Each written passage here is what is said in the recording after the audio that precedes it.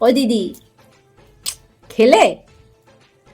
হ্যাঁ, আমিও তো এই ব্যাচটাতে খেয়ে আসলুম। এরপর আবার বরযাত্রী এসে যাবে তো, তখন আবার ভিড় হয়ে যাবে, ওই জন্য এই ব্যাচটাতেই খেয়ে নিলুম। নাহলে লাইন ঠেলে আবার দাঁড়িয়ে থাকতে হবে খাওয়ার জন্য। বলি কি সব রান্নার মেনু করেছে, খেয়ে কেমন লাগলো তোমার?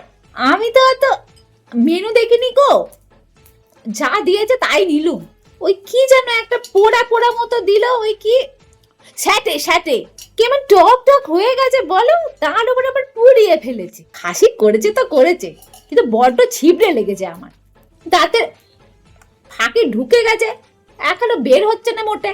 আর ওই যে কি একটা বেশ দিল, কলা পাতায় মুড়ে সুতো দিয়ে বেঁধে, হ্যাঁ পাতুরি পাতুরি, হ্যাঁ ভেটকি পাতুরি না চাই, ভেটকি মাছের কত দাম জানা, ওইসব কোন সস্তার মাছ ফাছ দিয়ে পাতুরি বানিয়ে ভেটকি দিয়ে চালিয়েছে। বলি মেয়েকে দেখলে?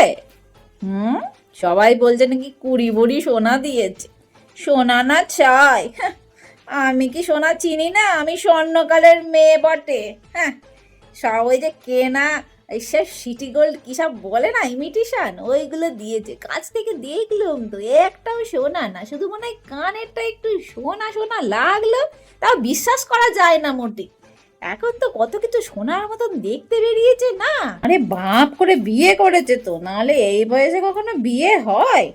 ওর মা তো বলে নাকি 25 বছর বয়স, আমি কি জানি নে কত বয়স। ওই মেয়ের তলে তলে 33 বছর বয়স হয়ে গেছে, খোঁজ নিয়ে দেখো, আমার ছুটকির থেকে কত বড়।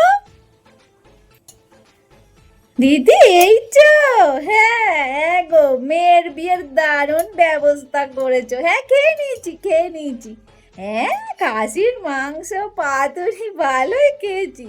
হ্যাঁ তোমাকে তো আবার সব দিকটা সামলাতে হয় কি না, তুমি তো একা মানুষ। হ্যাঁ ওইদিকে দেখো তোমাকে কি ডাকছে, যাও যাও সামলাও, আমরা আছি তো, আছি আছি।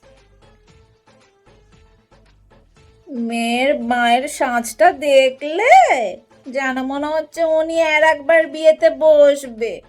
কি সাজের ধরন, কচি খুকি।